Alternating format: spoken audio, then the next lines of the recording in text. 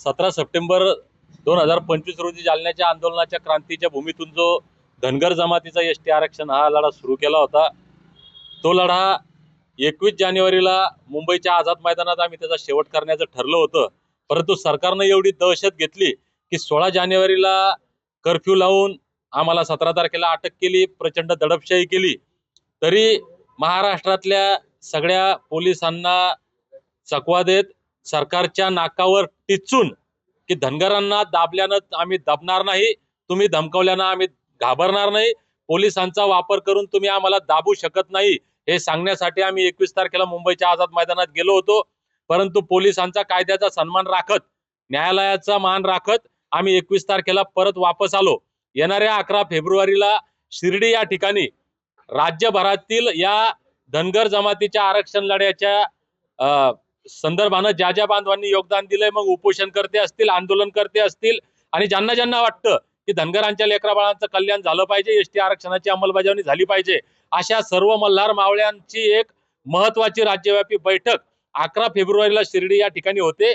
आणि त्या बैठकीत निर्णय घेऊन मुंबईच्या आझाद मैदानातील आंदोलनाची तारीख ठरणार आहे आणि तिथूनच मुंबईच्या आझाद मैदानाचं आंदोलन हा लढा आम्ही सुरू करणार आहे. निवडणूक आता ज्या आहे जिल्हा परिषद पंचायत समितीच्या, समाज म्हणून काय भूमिका ठरवणार आहात? माझी महाराष्ट्रातल्या धनगर बांधवांना विनंती, विशेष करून ज्या भागामध्ये सध्या जिल्हा परिषद आणि पंचायत समितीच्या निवडणुका आहेत, त्या भागातील धनगरांना विनंती आहे की भावांनो, धनगर उभा असेल तर धनगरांना एक मत दिलं तर हरकत नाही, परंतु आपलं पहिलं टार्गेट हे भाजपनं जर आपल्याला सर्टिफिकेट दिलं नाही तर त्यांना मत नाही, हे असलं पाहिजे.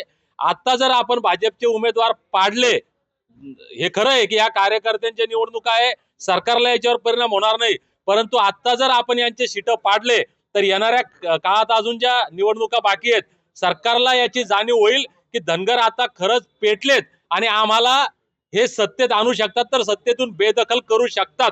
ही भीती फक्त मताची असते, म्हणून आपल्या मताची ताकद दाखवा आणि जिथं जिथं भाजपचे उमेदवार आहेत यांना पहिल्यांदा पाडा.